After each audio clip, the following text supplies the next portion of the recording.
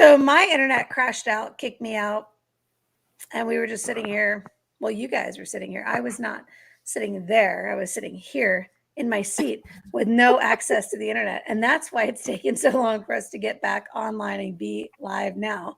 But more than anything, what we're going to talk about tonight is those crazy people who are yelling at their school board members. Because what the actual? Let's just try to behave ourselves. This is Parenting Porcupines. We're the Libertarian Moms. It's Friday night. Let's get it going.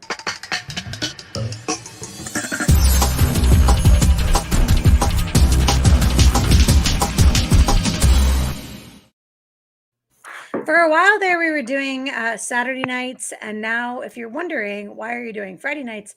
It's because Saturday nights are for football.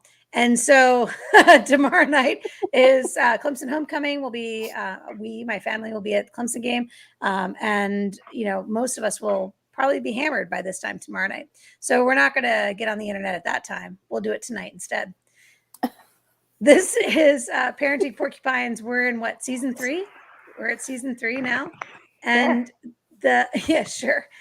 tonight's episode show notes are already up. If you're wondering what we're going to talk about, we're wondering, as always, what we're going to talk about. They're up there on parentingporcupines.com. If you go out there and pick up the show notes, you'll see it's a little ranty tonight. So I want to start there. I want to start with Melissa. When I was like, hey, the show notes seem a little ranty. And you said, I know, because I told my mom what we were talking about and she ranted on me. So can you bring a little insight to that? How did that conversation unfold?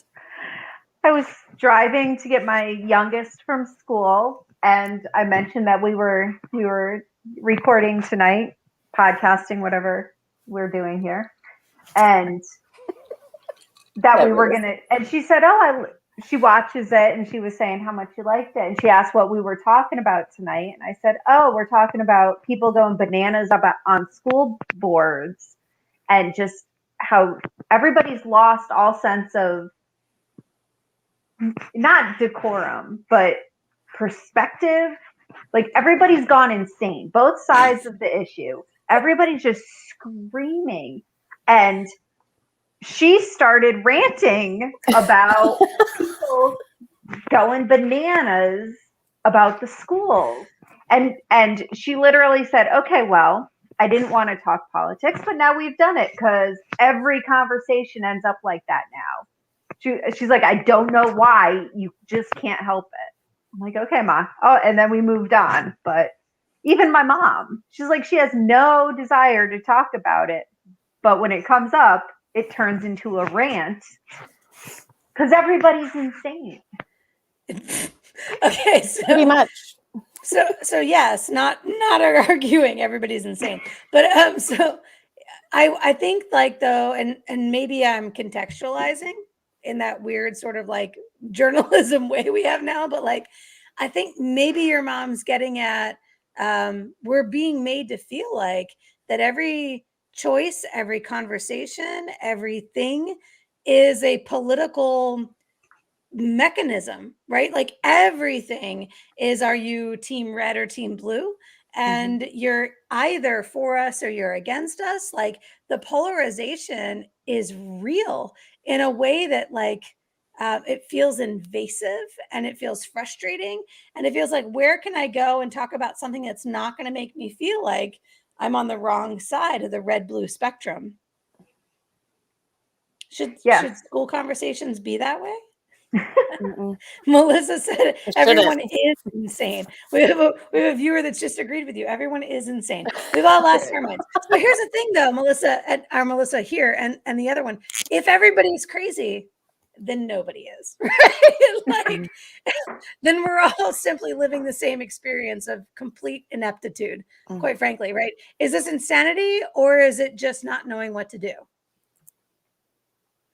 It feels,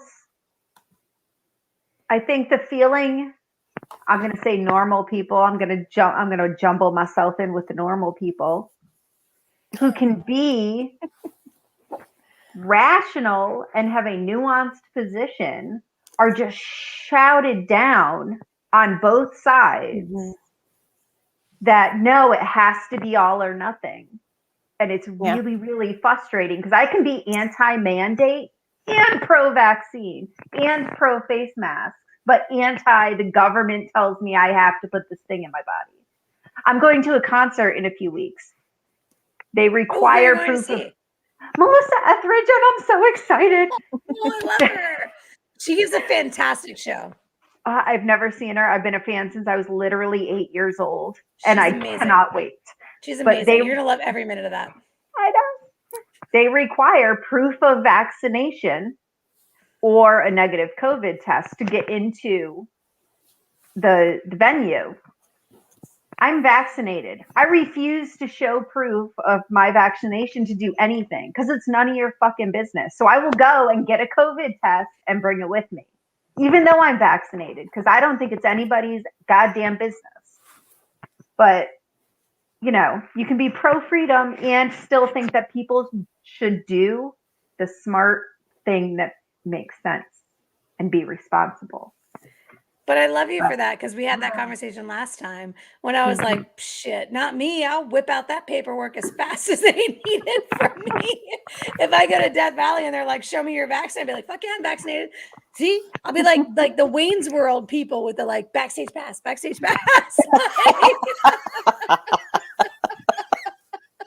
I'm like, zero problem with that. And that's fine because that's your choice. Yeah, exactly. But I'm with you, like in terms of there's a nuance here. I am pro-vaccine, but I'm anti-mandate. I'm pro-masks, honestly. Like I don't have a problem with wearing masks. I was going to send my kids to school in masks, even without the school telling me I have to. But because I looked at what was happening and said, yeah, let's get a little hairy out there. You guys are going to have to wear your masks at least for a couple weeks until we see what happens when school starts. And we're going to be a little bit of both if we get the opportunity to have that nuanced position. But to your point, there's no room for that in the political climate of today. You've got to be on the one side or the other. So, Jessica, this article that I put in the show notes is Lexington 5. But I was a little surprised because when I first saw the headline, I thought that had to have happened in the upstate. And it's people losing their shit on the school board. Yeah. Has this been happening in the upstate? Are people like getting crazy and being jerks to the school board members?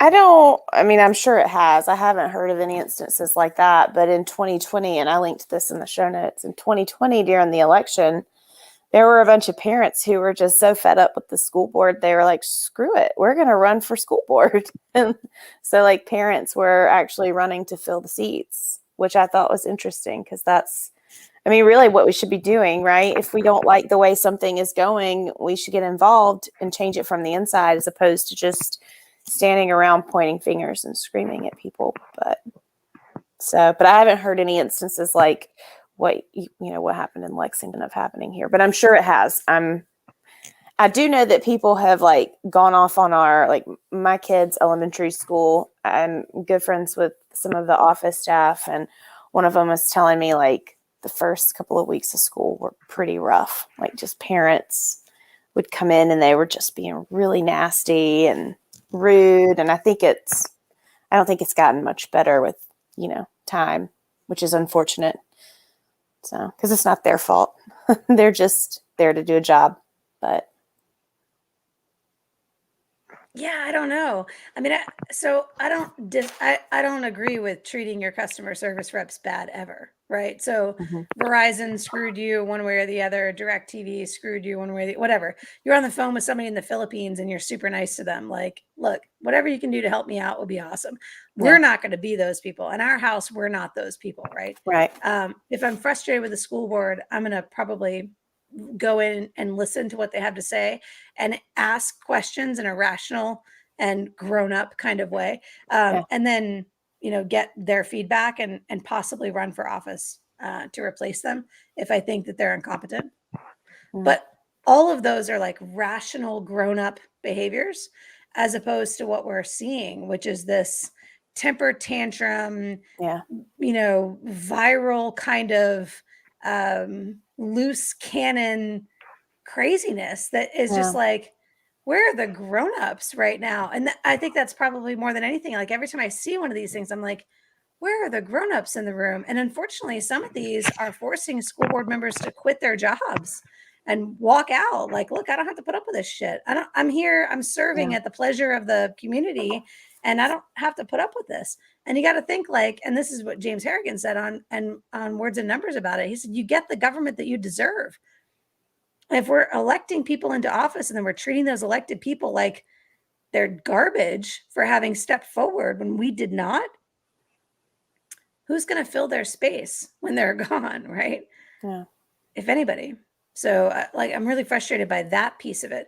I think we got to be grown-ups about this. And I wonder though, the flip of that is, I wonder if we've been taught to not be grown-ups. If our big daddy government has taught us that we don't have to be grown-ups, that we don't have to take responsibility because they're going to do it for us and they're going to tell us what's best. And so we have this sort of suspended adolescence where people our age, and I'm older than Jessica. I think I'm a little older than Melissa too, but people our age don't expect they have to be the grown-ups because somebody else has told them that they'll fix this for them. I think there's probably some additional pieces of that conversation too, like social media and the examples that we've seen too over the last several years, you know, within our government of people treating each other badly. So that's probably a whole separate conversation, another show. But people feeling that they can get away with it, right? Yeah. And the social media is the worst about it, right? Where there's no accountability there. I mean, you can sit behind your screen and say whatever you want. Who was it? Somebody said, like, I think it was several months ago or maybe last year. I remember seeing it floating around the internet, and it said something like, people say a lot of the things they say online because they've never been punched in the mouth or something like that. You know, like you can say it online because there's nobody there who's going to clock you for being an asshat, you know? Right. So. Right. No, you're exactly right. So Melissa said, one of our comments on Facebook, the customer is always right as a prevailing thought. But the thing is, I think with that is they're not always customers. Like what frustrates me more than anything is the people that are videotaping other people behaving badly. Right. Mm-hmm. And as if they're in some sort of position to judge, like, look at this Karen going off on the Starbucks person for not getting her latte right or whatever. Right. Yeah. I'm like, yeah, but you're videoing this. Like, maybe you're put the worse. You're not helping the situation. Maybe You're put even the worse. phone down and tell that person to stop acting like they're two. And step forward and say, hey, let's try to show some compassion. Our Starbucks barista has been here all morning. I'm sure she wants to make it right for you. Like, hey, let's diffuse the situation. Instead, they whip out the phone and they video it and they post it on social media and they shame everybody. And it's like, you're not helping. You're even worse than the person who went off on the Starbucks girl. I went to Staples for work one day. This was, oh my Lord, 2006. It was a long, long time ago. I lived in Connecticut. It was a long time ago. But I got my stuff. I'm in line. The guy in front of me is going off on the little girl. She's like barely out of high school that works at Staples who's ringing him up. And he was like yelling at her because there was a line and it took him too long and he had somewhere to be because he's very important. And I straight up looked him in the face and said, dude, it's not her fault. You have bad time management skills. You should have left your house half an hour earlier. If it was that important, you be somewhere on time. And he just looks at me and he's like, what the fuck? And walked out. And I looked at her. I'm like, I am so sorry for him. I'm sorry he treated you that way. Just take a minute, take a breath. I'm in no hurry. Look, I had the same experience in a subway. Her fault. In like 1997, we were going down to Florida and we stopped at a Subway and this gal in front of me was just berating this Subway girl as she was building the sandwich. Like, not that, I want that, not that. Didn't you hear me? Like she was just like straight and all. Dude, this girl makes $5 an hour making your sandwich. While everybody was embarrassed for this poor, sandwich artist. We finally got to, I was like, could you be any more of a bitch Would you Yeah. pay for your sandwich and get the fuck out of here? The rest of us are sick of you hearing. It's a $5 hearing you sandwich. berate this. Relax. Yeah. Exactly. Like, come on, you're being a jerk, right? And I think like at some point we had the courage to do that, to like call people to account in public for like quit being a jerk. And then I don't know when, like we started thinking they would fight back. I don't know if we got cowardly. I don't know what happened, but somehow we stopped holding other people responsible for their shitty behavior in public. And we started just doing this like social media things like, oh my gosh, I can't believe it. I was at, wherever today and this terrible thing happened and I felt so bad. Well, did you do anything about it? Yeah. Did you tell that person quit behaving like a jerk? Right? Yeah. Because you we are have part of the community. You are the culture. You have the right to do that. Be the change you want to see. And you're not a bully when you're defending somebody else from somebody's bad behavior. So I don't know. And Charlie's on here is watching too. He said, people taping people is not judging. I'm like, well, yeah, but no, Depends like, on the look, situation. let me give you this, like the George Floyd situation, we wouldn't have that. We wouldn't have known anything about that if there hadn't been a bystander who tried to step in, couldn't get the police to change what they were doing, you're not going to and physically decided attack to the tape police, it. That's Right. Yeah, So I get that. Like there are unacceptable. circumstances where that's 100% the right thing to do, right? But then there's But other you can stick circumstances up like for the barista for a customer that's giving her shit. for the poor little sandwich artist. Bless her heart. You know what I mean? Like, dude, seriously, I get you're having a bad day, but she's just trying to make a sandwich. Like, get your shit and move on. Let her do her job. Jerk. Yeah. And Charlie says, why not be empathetic to the jerk sometimes? I get you're being a jerk because you're having a bad day. Could you please take your jerkiness to another location so the rest of us don't have to live with it? Said like a true husband. No. Empathy for the jerk, Casey. Have some empathy for the jerk. Well, I mean, you can have My empathy kid for the hear me, so I'm okay. You can have empathy for the jerk, but still hold them accountable for being a jerk. Right. I tell my kids all the time, you can be in a bad mood, but you cannot treat other people like shit. Yeah. Well, and that's our basic libertarian principle, right? Like, don't hurt people, don't take their stuff. Whatever's happening in your life and you're experiencing in your life, as bad as it might possibly be, like, that still doesn't give you the right to take it out on other people, right? My son just came in and said, yeah, we can definitely hear you. He's listening. It's not a bad thing. Accountability. It's not a bad thing. Look, okay, so back to our school board conversation, because this is the back to school episode. When your kids went back to school, what concerns did you have about them going back on campus? That's my first question. The second question is, did you trust the school board and the adults in the school to keep that environment safe for your kid? Let's go, Melissa and Jess. Yeah, I was not concerned for their physical safety, but they're 6, 8, and 11. If they catch COVID, they're going to be fine. My husband and I have been vaccinated. I am not at all concerned about that. I am concerned about them being told there's something to be afraid of, and them being, oh, your mask fell down. Put up your mask. Get away from your, like, I'm afraid of the mental toll that might take on them. They seem fine. They're handling it. No one's had a problem. But that was my concern of the, I don't want the teachers and the environment to scare them into, oh my God, the world's a scary place. I have to stay home or else I'm going to die. Yeah. I think a little bit of that. I think the biggest thing for me was the uncertainty and just not knowing what it was going to look like, not knowing how it was going to go.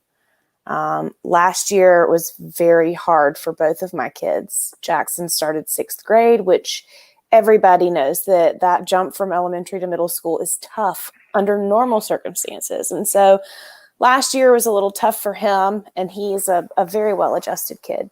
But, it was still hard on him. And for Caldwell, it was incredibly difficult last year. It was very difficult. It was difficult for all of us in our house. And so just the uncertainty and not knowing really how they were going to handle things and what the school year was going to look like. Because like Melissa said, you know, I don't want my kids to be scared into submission. You know, I want them to not only be physically safe, but I want them to be mentally safe as well. And I want them to feel supported and loved and not, you know, judged or bullied, I guess.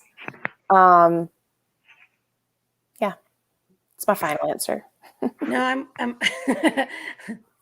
I'm with you on that. So I think I was the same way. Like the scared into submission worried me more than actually contracting COVID. Yeah.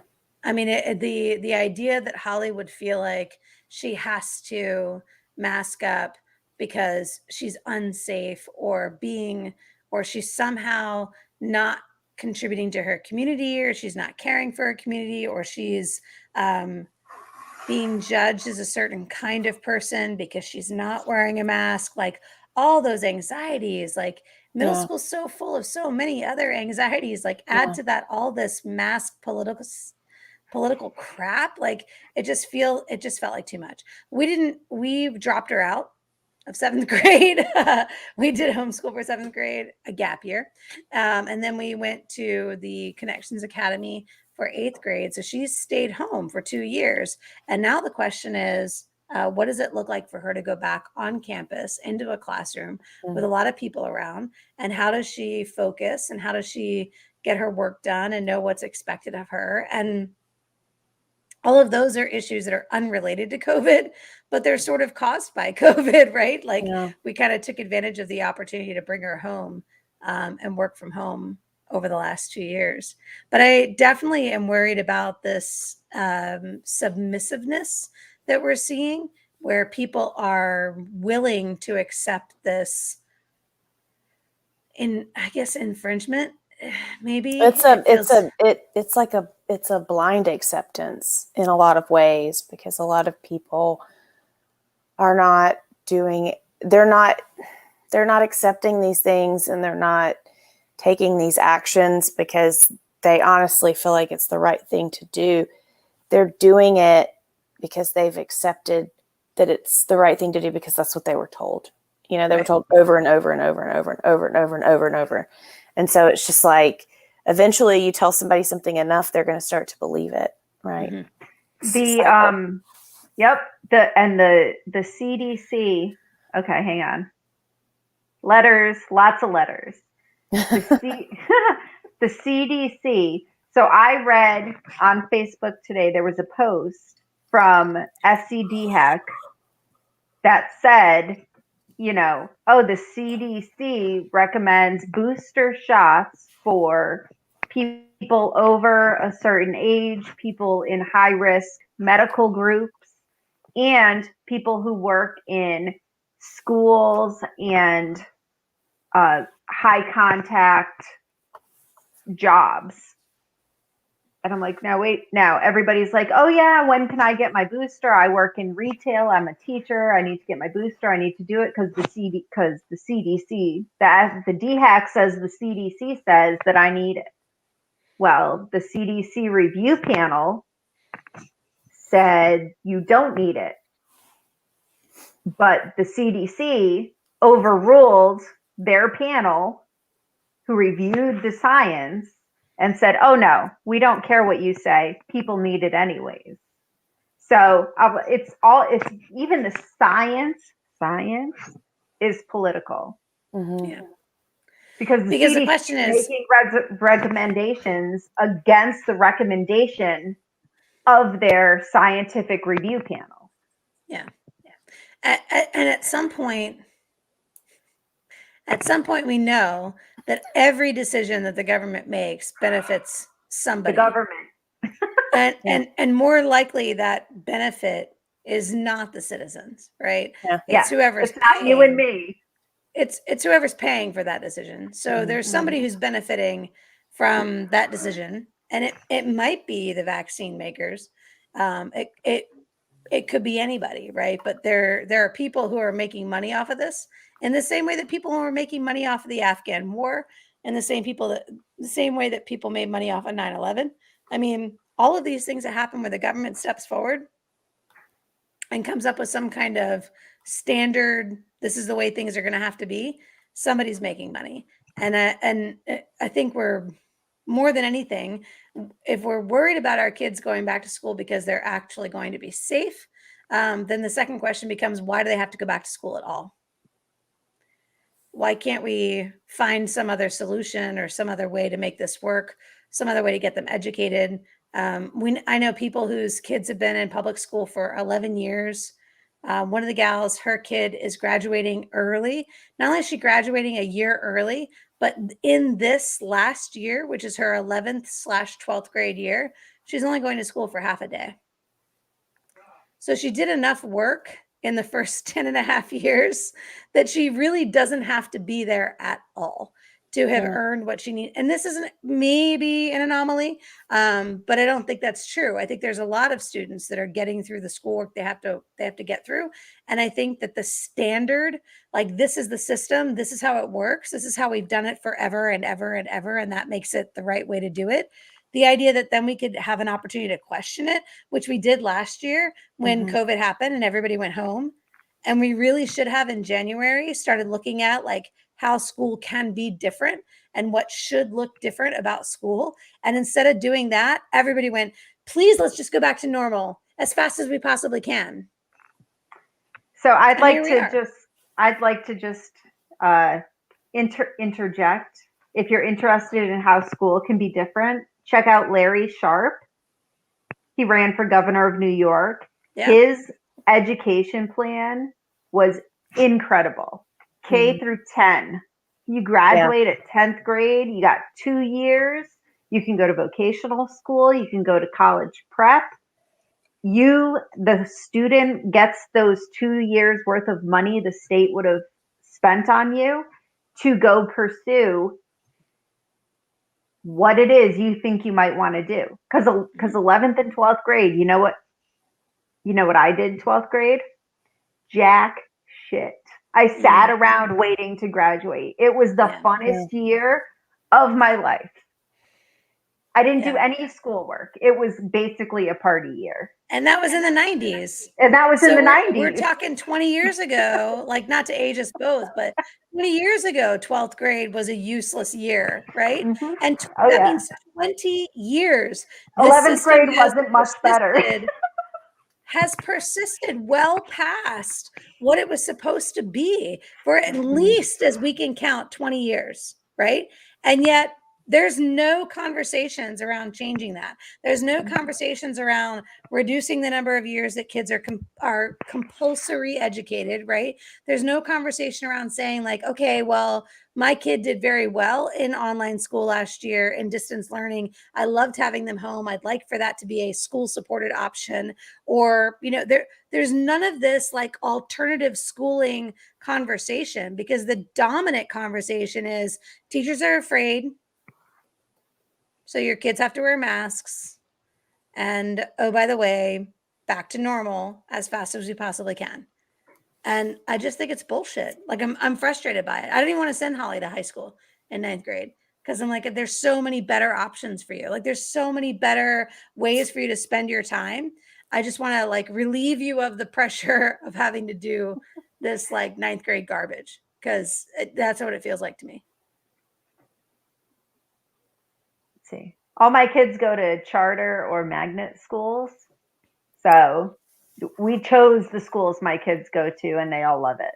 So I'm happy for now, until one of them pisses me off, and then you'll be yelling at the school board, like, and then I'll be yelling at the school board. Yeah. Just the principal, like my mom used to do. Jess, what do you think? Is there enough choice in the opportunities given to your kids in the upstate, or do you feel frustrated by the opportunities that are put in front of you guys? Well, we moved when we bought our house for the schools. So we were, and I know not a lot of people can do that, because that's simply not an option for a lot of people. And those people definitely don't have the choices that I think they should have, that they should be able to have. Because it's, in a lot of ways it is about where you live. That dictates, because it does dictate where you go to school. So if you're, fortunate enough to be able to live in an area that has the good schools, then you go to good schools. And if you're in a neighborhood that doesn't have the good schools, then you may not get as good of an opportunity as the kids who do. And that is really unfortunate, because just because someone is less fortunate than another person doesn't mean they care less about their kids' education. But it also doesn't mean that they have, the means to do anything about it. And I think that's part of the problem too, is that we've created this system that, sending your kid to school is mandatory, whether you send them to a public school, you homeschool, or you send them to a private school. It's mandatory. And if you don't send your kid to school, they will put you in jail. I mean, so I have to send my kid to school, but I can't afford any other option. So I have to send them to public school, which means that I have to submit to everything the public school tells me I have to do as a parent. Or guess what they're going to do?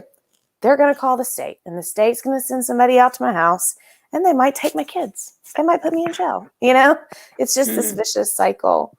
It is sad. Sorry, I don't know if that answered the actual question or if I went down a rabbit hole. Well, No, no, but I think we live in a neighborhood. I would never send my children to the schools we're zoned for. I would homeschool first. And that's the only reason we live in this neighborhood, is because I have the option of homeschooling if I absolutely have to. Yeah. I would not at all send my children to the school we're zoned for. And that's why my house was so very affordable. Yeah.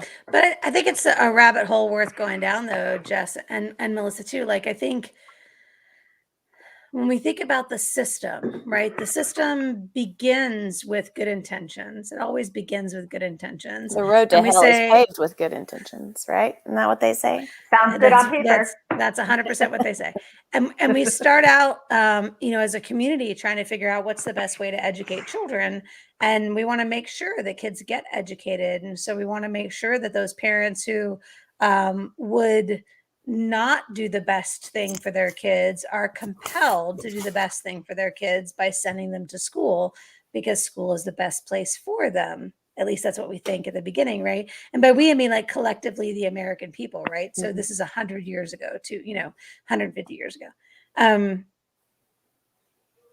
But the problem is that systems don't evolve. Systems don't change. They don't grow with the times. They don't respond to social changes. Instead, what happens is the system doubles down on itself. When social changes push against the system doubles down. So like Charlie mentioned, bureaucrats will lose their jobs if the system has changed. That's true. If education became more dynamic, people would lose their jobs. Yeah. If education became more versatile, people would lose their jobs, right? If education became voluntary instead of compulsory, right? People would lose their jobs. And the bureaucracy fights against that. And so it lobbies against that, and it preserves itself through legislation, through government funding. Like, it will work very, very hard. And we're watching that right now over the last year and a half. We've been watching it with the school, the different teachers unions lobbying for our teachers to not have to go back to work, but to still get paid.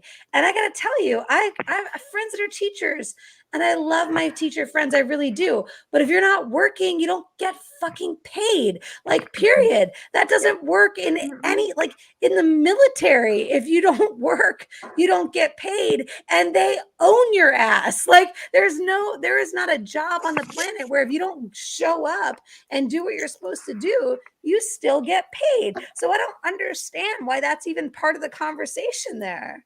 Pretty sure the teachers union president, is that what they're called? The head of the teachers union in Chicago.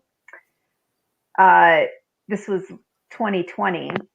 was arguing that you can't open back up schools because it's too dangerous. The teachers are too, you can't. Everyone has to stay locked down. You can't put the teachers in harm's way.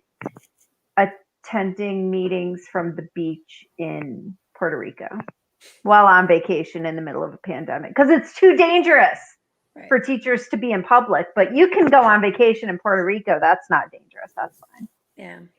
I mean, the It's hypocrisy, just the hypocrisy is just that's the worst part. Yeah. I Because mean, if you but actually believe these things, sorry, my child. no, you're fine. Like, I don't understand. I don't for a minute think that hypocrisy is not immediately a part of government.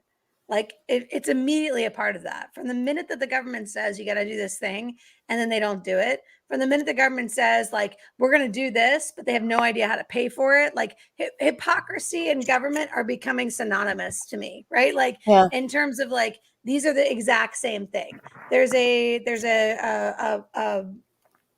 an idea that government's going to do certain wonderful, beautiful things. And I don't know where that idea comes from because in my experience, it's been shit show from beginning to end. Mhm. When the government shows up and tries to get involved at all, they just fuck everything. We had a conversation last week with, this is actually really funny. So you guys are going to love this. My libertarian friends are going to love this. I taught a artist entrepreneurship thing for the South Carolina Arts Commission.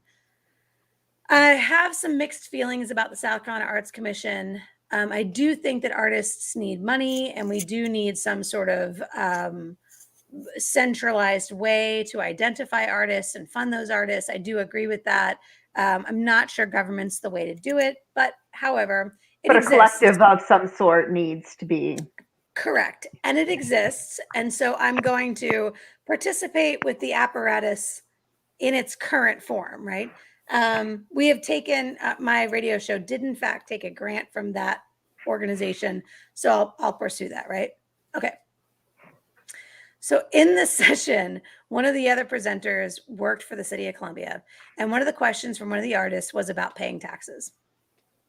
And it was, when do you have to file for your business license and make sure that you're paying your taxes on the sales that you have, right? Never. And our person from the city, she goes, immediately.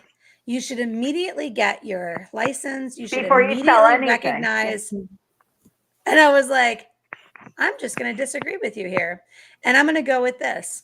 Until you start making some money and you know that your business expenses are paid, you do not render unto Caesar anything that is not yet Caesar's. Okay. So like, if you're not turning a profit, let's be very clear about this, that if you go right up on the front steps and you start saying, can I please pay you my taxes?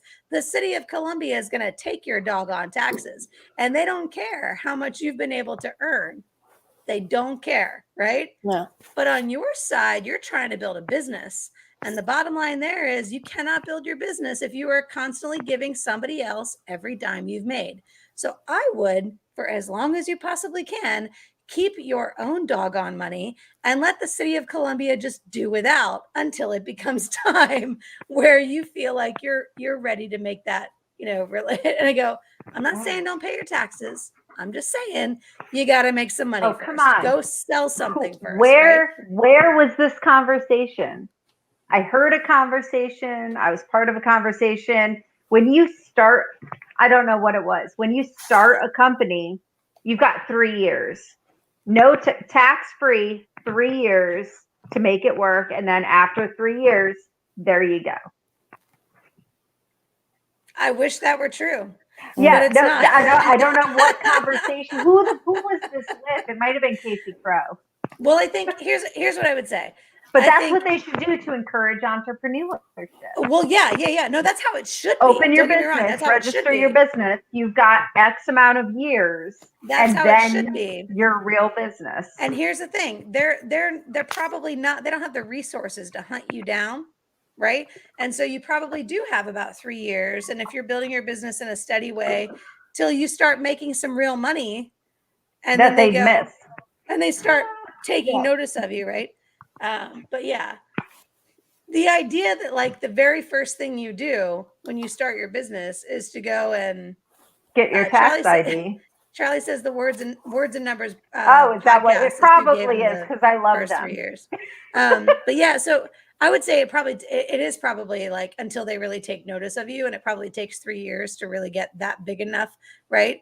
But I mean, no, you talk to City of Columbia, they want you to buy a business license today. They want you to start rendering your sales tax immediately, especially if you're going to sell like at Soda City or something like that.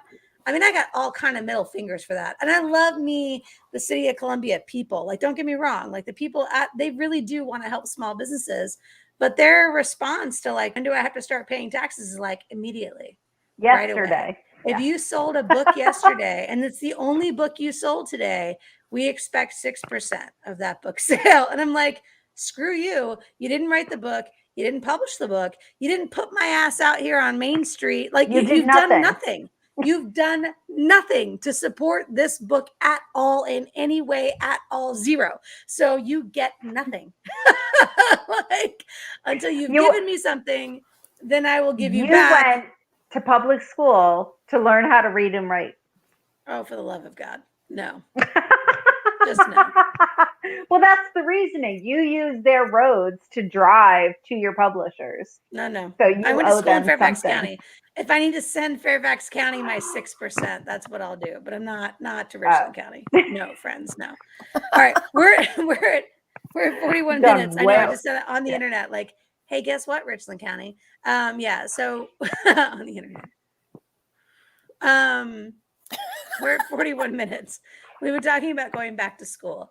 What to render unto Caesar what is Caesar's, right? We wandered into taxation. Always. We are the true libertarians.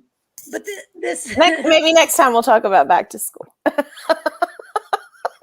We did a good bit on back to school, actually. We covered most of our show We're notes okay. on back We're to good. school. Go read the show notes. The only thing, so Jessica, this is the only note that we didn't touch on, is this school or not daycares conversation. Will you talk a little bit about that? Yeah, I think that's probably one of the things that makes me the most angry when people say that. Like, because a lot of parents, when schools, like especially when schools shut down, you hear it most frequently, like when schools shut down because of bad weather, and parents are like, you know, what am I going to do with my kids? And I hate it when people make comments like, well, you're the parent. It's your responsibility. Schools aren't daycares. Well, no, schools are not daycares, but our system is set up so that technically they are daycares, right? And well, no, but you've told me my kids will be at your facility from 7 a.m. until 4 p.m. Exactly. And if you suddenly change that, my boss doesn't give a shit. Yeah. And I have to be at work. Yeah. In Greenville County last year, they made all breakfast and lunch free. I had to explain to my kids that whole concept of nothing is actually free. It comes from somewhere. There's some money coming from somewhere to fund that. But during COVID, they still served meals, so students could go to. I think they had locations maybe where they could go and pick up meals. And even now they will send home food with children because there are children who, sadly, their parents either don't have the resources to properly care for them or they neglect them, which is a horrible thing. But that's just another example of our schools providing that crutch, right? And so it's like you create the system of dependency, and you can't be upset when people are dependent upon it, right? Because you've created the system of dependency. Yeah, no, I think that's exactly the right point. By compulsory education, forcing kids to come to school and then saying, well, the kids are here, but they're not doing very well. Why aren't they doing very well? Well, let's make sure their nutrition needs are met, because if they're hungry, they can't focus on school. Okay, we'll make their nutrition needs met. And now we're 15, 20 years into that program, into that system. And once the schools do shut down, then what do? Those kids are dependent on that food. They've always been dependent on that food. And you've taught their families to be dependent on that. And I will say, I didn't argue, or I didn't disapprove of the food service continuing when Right. COVID shut the schools down. And the reason I didn't is because there were cafeteria workers who needed to get paid. And those cafeteria workers were being put to use in a different way, but they were still being put to use. And I got frustrated with, for example, my friend works in Charlotte, and he's a principal in Charlotte. And he was saying that when the schools shut down, they sent all their janitorial workers home, and none of them got paid. They still have And bills. I was so mad because I was like, you have the money to pay them. This is not a for-profit business where the money only comes in if you're making sales, right? It's there. This is a government-supported business, and those funds are earmarked to pay these people. So if the school shuts down, the teachers get paid, the custodians get paid, the freaking cafeteria people get paid, the bus drivers get paid, everybody gets paid, because I don't give a damn if they're doing work or not. You have a budget to pay them this year, and that budget is not dependent on whether or not you're servicing students. So what the fuck, Charlotte? I got so mad because I was like, how in the world are you justifying not paying your custodians? And I was like, well, they're not coming to they're work. the custodians. They're not the principal. But they're not coming to work because you told them they couldn't. Yeah, They it's not like they're quit. making the decisions. Yeah. Yes. Yeah. They didn't quit. You told them not to come. You keep paying them. And it's not like at that point they could go find employment. Like at that point, the whole world shut down. Right. And so what were they going to do? They were going to go over to the unemployment line, which is also state funded, and try to ask for money over there. Meanwhile, the school district is sitting on a big fat wad of cash that was supposed to be paid to those people. Like, how in the world does this make any sense to you? How is somebody in state government going, why are we paying you unemployment when you work for the school district? Like, they have money. You work for the state. What the fuck? I got so mad. I got irate, and I was talking. I wasn't even talking to him. John, my friend John. I was talking to Stephanie, to his wife, and I came unglued when she told me about this, and I was like, I can't even with that. Like, if somebody in our we live in Richland too. If somebody in Richland too were to come to me with this conversation about how they did not pay their cafeteria workers or they did not pay their custodians during COVID because they weren't going on campus, I would lose my ever-loving shit, because you have money. You have money in your school. You're the only people that have money. God, and I know. You're the only I know you that have money. I know you have money because you took it from me. I gave you that money. I mean, and I don't understand why we weren't having that conversation. Like right now, they're talking about we can't find bus drivers and this and that, and people don't want to work. Like, I don't understand why all the bus drivers didn't come back. They should have been paid this whole time. They were getting paid an hourly rate. I wouldn't want to do that job. Right? Like, they've always been getting paid an hourly rate. And that hourly rate was pretty much 40 hours a week, right? And they had full-time pay and full-time benefits. It wasn't a great job, but they had full-time pay, full-time benefits in all of these roles. And the school district had money to pay those people last year. And just because they didn't need them doesn't mean they didn't still have the money. So where the fuck did that money go? Where did it go? If you laid them off and you didn't pay them and there was a surplus in your budget, I want to know where that money is, because this time around, you shouldn't be looking for employees. They should all still be employed, because whether they were doing the work or not, they should have been getting paid. I think some districts took the surpluses that they had and gave it to teachers, like in the form of bonuses. In Charleston County, my only question was, they spent how many millions of dollars putting up these plexiglass dividers in all the schools halfway through last year? Mm-hmm. Did they take them down? Yes, they did. They in took Greenville them down too. over the summer. Why? Yep. Why? Yeah. And now the kids are starting school and everyone's like, oh, well, there's no plexiglass dividers. We need plexiglass dividers. I'm like, y'all spent $50 million last school year putting in the plexiglass dividers. They thought it was over. They took them down. They threw them out. They threw them out.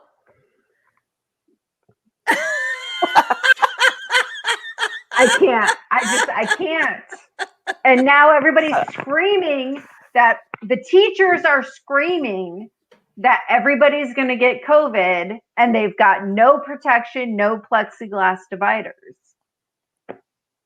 I don't know why. Why did they take them out? I don't understand. Yep.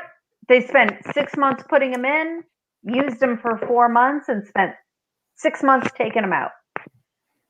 Well, that's just like all the money they I spent don't to, understand. like Greenville County. I don't even know how much they spent, and I want to say it was probably a couple million. That may not be right, but I mean, they spent all this money to become an e-learning district. You know, making sure they had enough laptops and the right platforms and all this stuff, and then we go right back to the same old status quo. And it just doesn't make much sense to me. It's like, what was it all for? Which I think was the reason we were having this conversation, right? Like, did we learn anything? Did we learn anything at all? I mean, Yeah. we did. Yeah. We did. We did. The parents learned a lot. Anything. The three of us have figured it out. And I think most parents who Put us in witnessed charge. well, there's two things, right? We witnessed the total ineptitude, right? The total ineptitude of the education system in general. And then we also witnessed the fact that inept systems perpetuate themselves, right? And so they're struggling simply for their own existence. It's not about what service they're meant to provide. It's about preservation of their own existence. And that's where we're at right now. We're watching the education system preserve its own existence, not because it's the right system. Not to the benefit of the community. Yeah. It's not just for that. Simply just to preserve its own existence. And that's really frustrating. All right. Charluch says he's done. I'm not sure with what. I don't know if he's done with the system or if he's done with School us. system. I think he's But done with us. We are He's sick 52 of us. minutes in. He's probably done with us. He's already had dinner. Maybe that's what he's done with. And I have not yet eaten. So I'm going to run to that. But this has been Parenting Porcupines. We've been a little bit off and on Ranty. here in the It's in been the a little fall. ranty. It has been today has been a little ranty, that's for sure. You did it. We did warn this was a very ranty topic. But we also have some things we want to cover moving forward. And so, like, one of the things next week, we're going to look at gender inequality. That's one of the issues that we have on our list. One of the other weeks, I was trying to find our show notes, but I don't have them. But we were also going to talk about Boys Will Be Boys, part 2. We were going to talk, I think our like working title for that was like something about boys will be boys, but yeah, that's my favorite. I say that a lot. Say it again. Boys will be boys, but that is an excuse to be a rapist. It's not an excuse to be a rapist. So if you're wondering where the Parenting Porcupines ladies have been, we'll be good and drunk here next Friday talking about why it's not okay to be a rapist